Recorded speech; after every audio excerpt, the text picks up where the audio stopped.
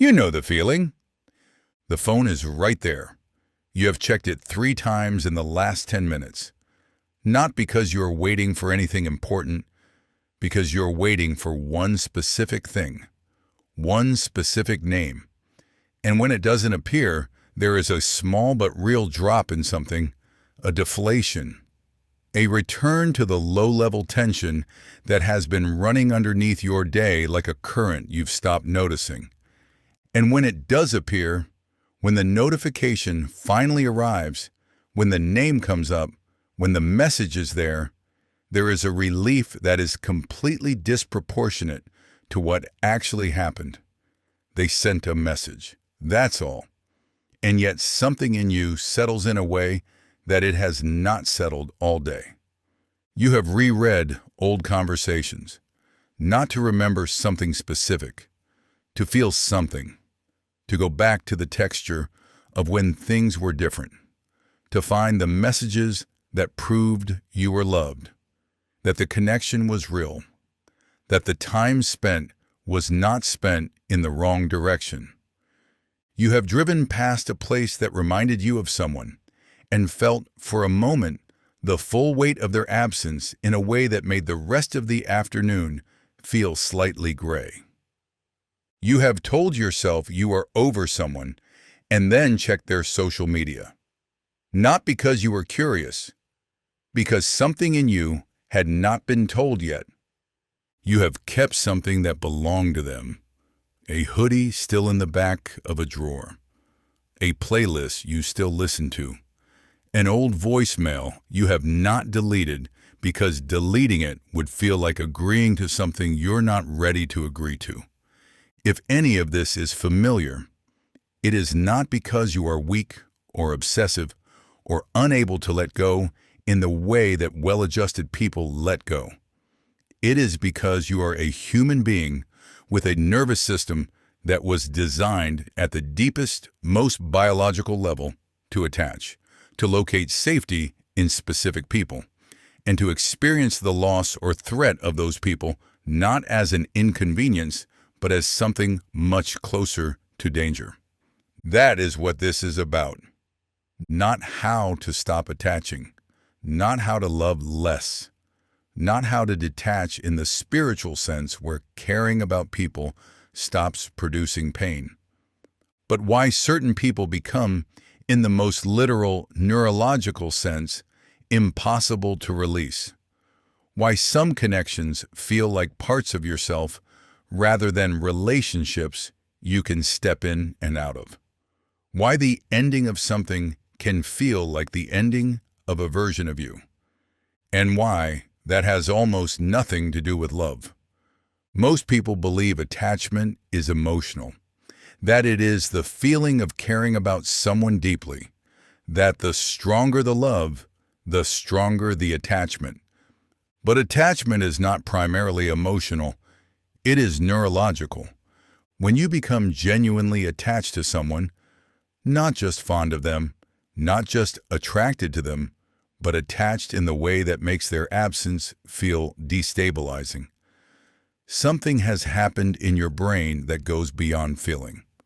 Your nervous system has slowly, over time, incorporated that person into its regulation system.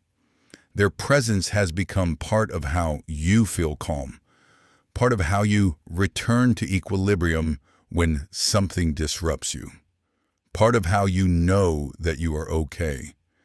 And when that person is gone, when they withdraw or disappear or the relationship ends, what you experience is not simply sadness, it is dysregulation, the loss of a resource your nervous system had built into its architecture, which is why it can feel, from inside, not like losing a relationship, but like losing a part of yourself, which is accurate. In a very real sense, you did. Think about a woman who ended a relationship 8 months ago. By every external measure, she has moved on. She goes to work. She sees friends. She can talk about it now without the feeling that it will swallow her. But late at night, in the quiet, something is still there. a low hum of incompleteness, an awareness of absence that is not sharp anymore, but is constant, like a sound you've adapted to hearing that you would only notice if it suddenly stopped. She is not heartbroken in the acute way anymore. Her nervous system is simply still processing the removal of something it had learned to lean on. This is not a failure to recover. It is physiology. To understand why, you have to go back further than the relationship, further than adulthood, further even than you can clearly remember.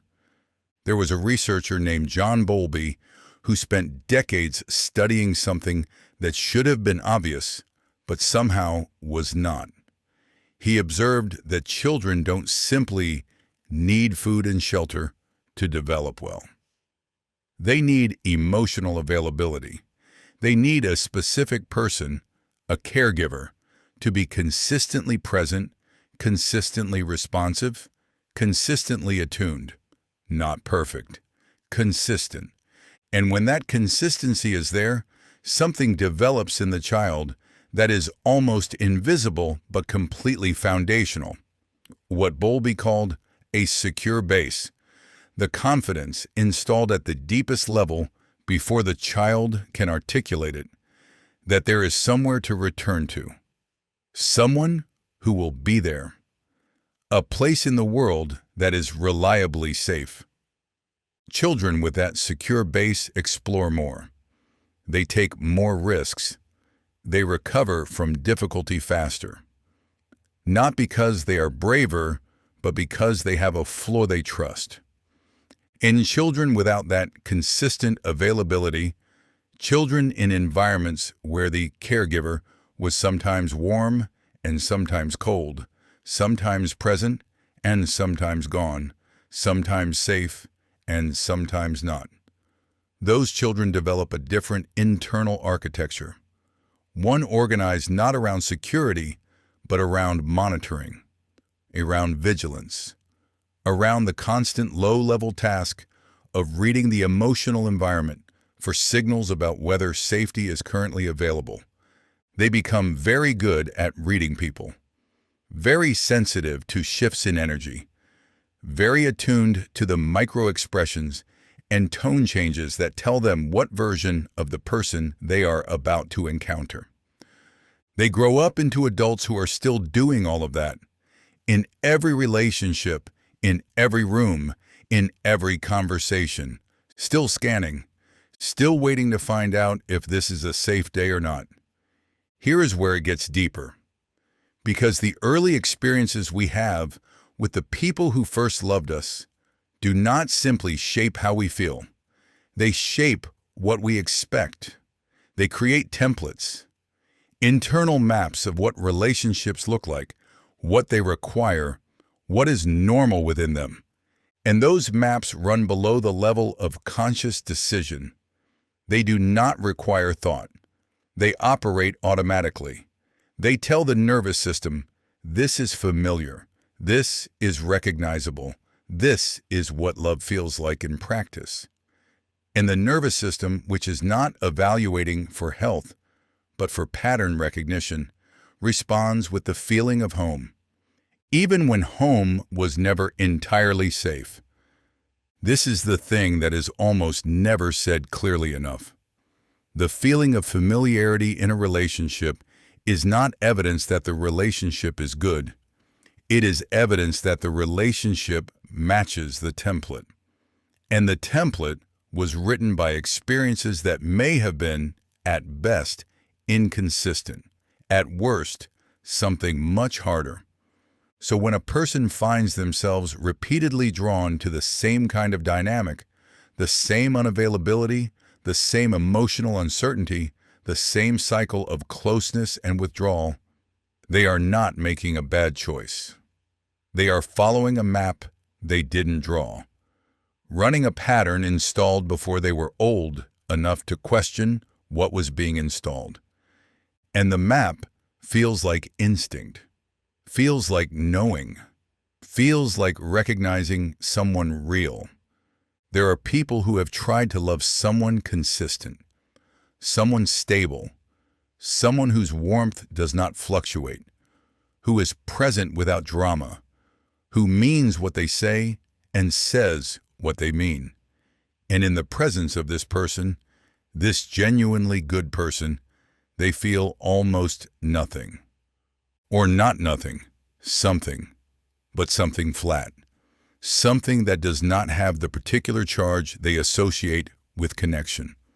Something that is pleasant but lacks the quality that their nervous system recognizes as significant. And they will often interpret this as chemistry being absent, as the connection not being right, as this person simply not being the one. But what is actually happening is quieter and more important than that. The nervous system is not recognizing the pattern, the consistency, the warmth, the reliability. None of these activate the same circuitry that was wired in early. Because what was wired in early was not consistency. It was uncertainty. And the nervous system, which learned to equate uncertainty with emotional significance, encounters stability and reads it as absence. This is one of the most painful outcomes of early emotional conditioning. Not that you fall for the wrong people, but that you can become, without knowing it, genuinely unable to feel the pull of the right ones. Chaos gets mistaken for chemistry. Anxiety gets mistaken for attraction. The familiar feeling of not quite knowing where you stand gets mistaken for depth. And the calm relationship, the one that is actually good, registers as simply not enough. Now here is the part that most people recognize immediately when they encounter it. The unavailable person. The one whose attention comes and goes. Who is warm for a week and then distant. Who sends one message that feels like everything and then goes quiet for days. Who makes you feel chosen and then makes you wonder if you imagined it. There is a reason this particular dynamic produces an attachment that is often stronger, more consuming, and harder to release than almost any other. And it is not because the person is more lovable. It is not because the love is more real. It is because of what unpredictability does to the brain. When a reward arrives predictably, every time, reliably, on schedule, the brain processes it and moves on. It is expected. It is incorporated into the baseline. It does not spike anything. But when a reward arrives unpredictably, sometimes after waiting, sometimes not at all, sometimes when you had almost given up, the brain responds very differently. It releases dopamine not just when the reward arrives, but in the anticipation, in the waiting, in the almost having, and the not quite yet. The uncertainty itself becomes part of the mechanism. A slot machine that paid out every time would not keep people playing. It is the possibility, the knowledge that it might, that it has before, that it could again at any moment, that makes the lever worth pulling one more time. Now translate that into a relationship. They didn't text for 3 days. And then suddenly they called. And that single moment, that voice, that connection, that proof that they were still there, erased hours of anxiety in a way that felt like relief, but was actually something closer to a neurological reward. Not because the relationship had become healthy, because the brain had learned to wait for the reward. And the waiting and the eventual arrival had become its own compulsive loop. Think about a man who knows, with full certainty, with all the available evidence pointing in one direction, that this person is not good for him. He has been told by people who love him. He has told himself. He has made the decision genuinely multiple times. And then one message arrives. One moment of warmth after the silence. And the certainty collapses, not because new evidence appeared, because the reward came, and the brain flooded with it, and everything he had concluded during the waiting was briefly washed away. He isn't weak. His brain is doing exactly what brains do with intermittent rewards. The most addictive relationships often provide the least security, and the most consuming attachment is often not to the person, but to the hope. The specific, consuming, neurologically powerful hope that the next moment might be the one where it finally becomes what you have always believed it could be. That hope is not irrational. It is based on real evidence. They have been that person. In glimpses. In early months. In the good moments that are precisely good enough to sustain the waiting through all the moments that aren't. But hope that is never fully fulfilled is not a reason to stay. It is the mechanism keeping you there. Here is a truth that is difficult to hear and important to say. Most people do not miss the person.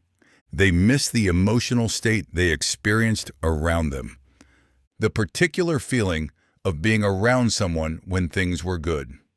The version of themselves they were in those moments.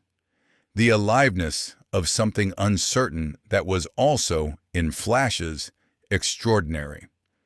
They miss who they believed they could become in that relationship, the future they constructed around the possibility of it, the version of themselves reflected back in the early days when someone looked at them and seemed to find something worth seeing.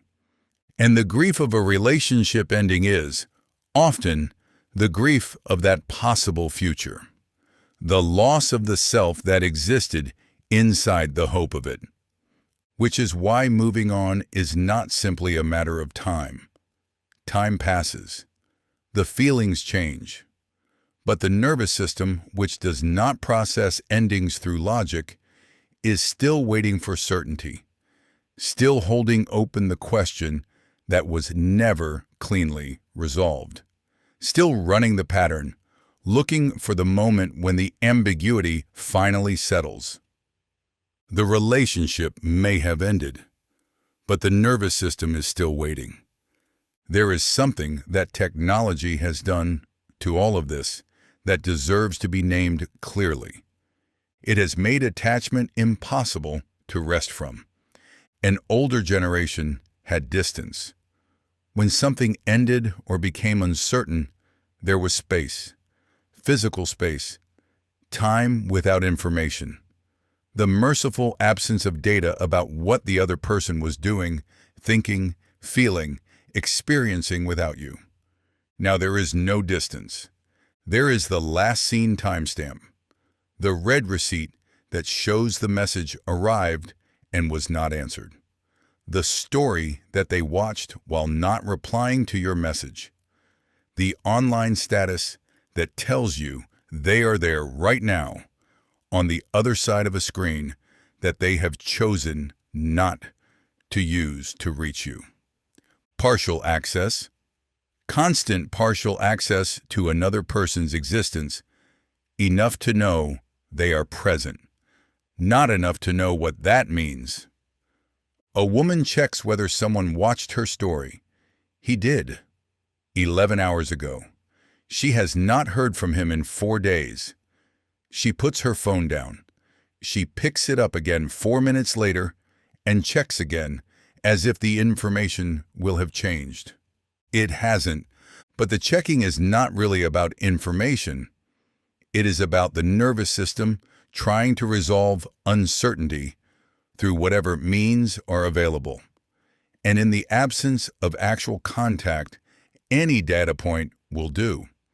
Any sliver of evidence that the connection still exists, that the person is still out there, that the story is not over yet.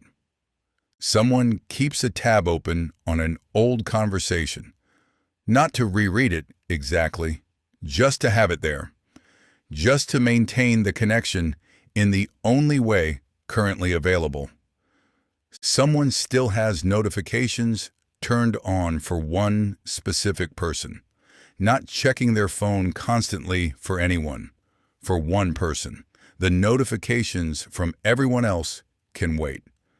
But if this one comes, they want to know. Someone checks a Spotify account, an old playlist, whether it's been listened to recently, whether there is any evidence in the digital trail of something they cannot ask directly. This is not obsessive behavior. This is what attachment looks like when it has no natural outlet. When the normal channels for connection are closed, the nervous system will find whatever channels remain. And digital life offers an infinite number of almost channels. Enough to sustain the loop, not enough to resolve it. Now here is where it goes deepest, where it becomes most personal and most important. People attach in different ways, not randomly, based on what they learned early about what relationships require and what they can offer. This is not naivety. It is the emotional inheritance of consistent early attachment, of having had a secure base. Some people attach from a place of constant vigilance. Their nervous system has been tuned to monitor for threat, for the slight change in tone that might signal withdrawal, for the lag in response that might mean something is wrong. They do not choose this attunement. It runs automatically. It is the nervous system doing what it was trained to do in an environment where reading the emotional climate early was functionally important. These are the people who experience love as something that requires maintenance. That can be lost through a wrong move. That must be continuously earned or it will be taken away. They love with effort. They stay with effort. And they exhaust themselves in the effort because resting feels like risking everything. Some people attach and then retreat, not because they do not want closeness, because closeness at a certain proximity activates something that feels like danger, something very old. They keep relationships at a manageable distance. They are capable of genuine warmth, genuine care, genuine connection, up to a point. And then something closes. And the person on the other side, who was beginning to feel truly known, suddenly feels the shutters coming down and cannot understand why. The avoidant person does not experience themselves as closed. They experience themselves as overwhelmed, as needing space in order to survive the closeness. And some people experience both simultaneously, the wanting and the terror of the wanting, the reaching toward intimacy and the flinching away from it in the same motion.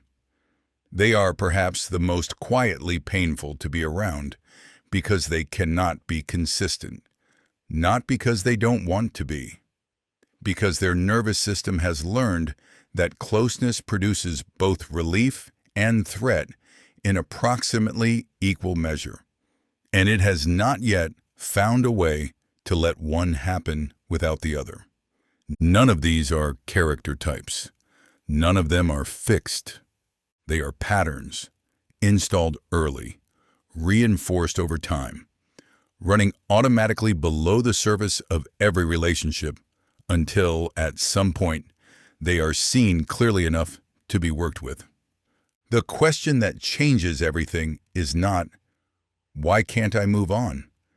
That question keeps you focused on the surface, on the person who is gone, on the loss. The question that opens something is, what part of me still believes my safety depends on them? Because that is the actual answer, not the love which may have been real, not the connection which may have been genuine, but the belief installed somewhere before you could reason about it, reinforced through years of operating from it, that your equilibrium depends on their presence, that your sense of being okay is located, at least in part, outside yourself, in their attention, their warmth, their consistent availability. And when that belief is running, losing someone does not feel like the end of a chapter. It feels like the removal of structural support. Think about how this plays out across a life.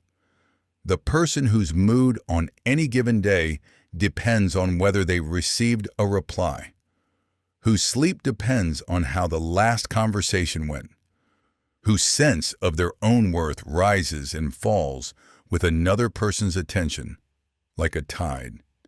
They are not weak. They are not pathetic.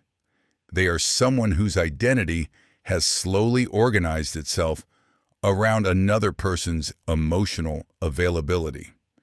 And this does not happen because they chose it.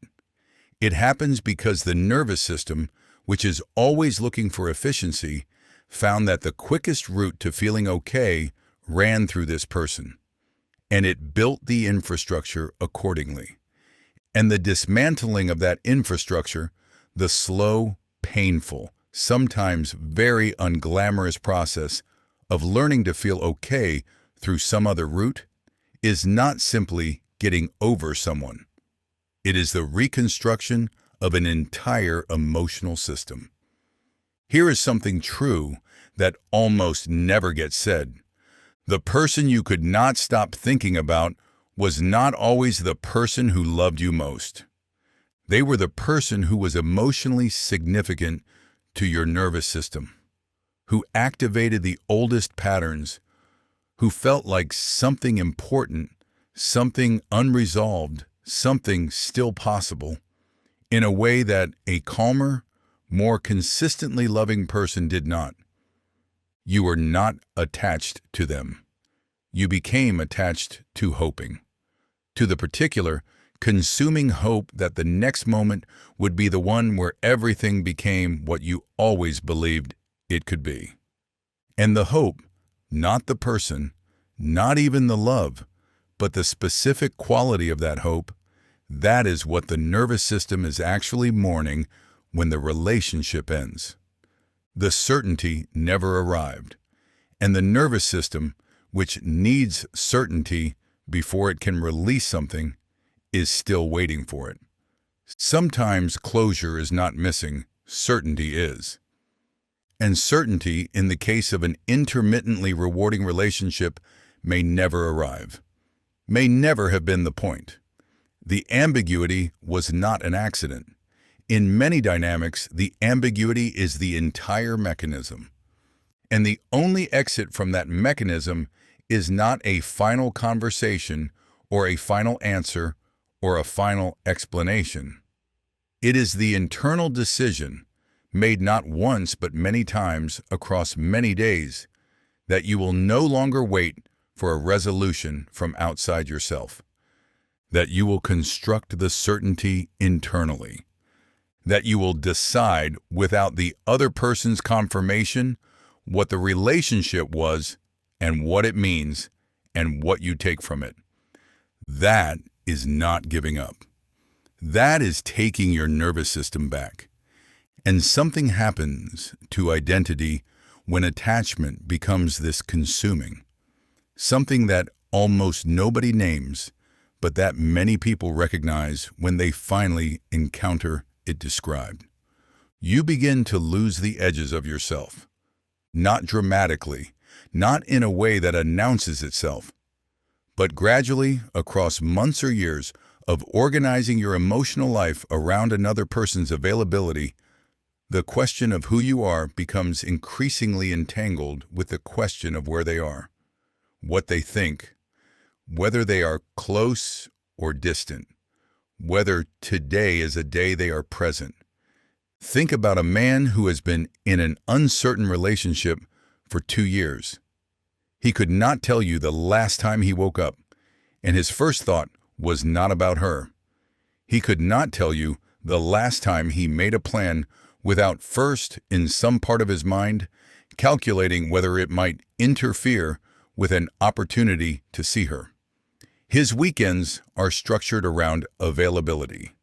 His mood is structured around messages. His self-assessment on any given day runs directly through whether she seemed warm or distant the last time they spoke. He has not been erased. He still has a life, a job, friends. But something has been reorganized. Something that used to point inward now points outward. The needle of his internal compass, which once had its own direction, has been gradually reoriented. It points almost entirely toward her. And the cruelty of this, the thing that makes it so genuinely difficult, is that it happened through love, through the entirely human experience of caring deeply about someone. Not through weakness, not through some failure of character, through the simple fact of having given his nervous system a reference point, and having that reference point become, across time, the primary one. This is why certain endings feel like more than loss.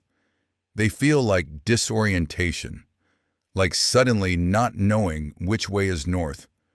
Not because the person was your entire life, but because the person had become, without you fully noticing, the organizing principle of your interior world. And the work of recovery is not simply missing them less. It is the slow, often unglamorous reconstruction of an internal compass. The gradual process of relocating the needle, of asking again and again in the small quiet moments, what do I think? What do I want? What is true for me right now, independent of what any other person is doing or thinking or feeling about me? Those questions feel simple. For someone in the aftermath of deep attachment, they can feel like learning a language from scratch. Here is the last thing, the one that matters most. The goal is not to become someone who never attaches, who keeps people at safe distances, who loves carefully and strategically and never allows another person to become part of how they regulate themselves. That is not freedom. That is a different kind of prison, one with more walls and less warmth. The goal is something quieter and more difficult. It is to become someone whose identity survives attachment, who can let someone in without dissolving in the process, who can love without making the love the entire foundation of their sense of self, who can be affected by someone deeply, genuinely, completely, and still know somewhere underneath the affecting who they are without them. Real freedom is not loving less. It is no longer disappearing inside someone else's presence. It is returning to yourself, not with indifference, not with detachment, not with the performed composure of someone who has decided not to care, but with the particular solidity of a person who has learned, through enough loss, through enough waiting, through enough quiet reconstruction, that their equilibrium does not ultimately live in anyone else. It lives in them. It has always lived in them. Even when they could not feel it, even when someone else's absence made them doubt it, even when they checked the phone one more time, and the name they were waiting for wasn't there, and the day went a little grayer. It was there, waiting for them to come back to it.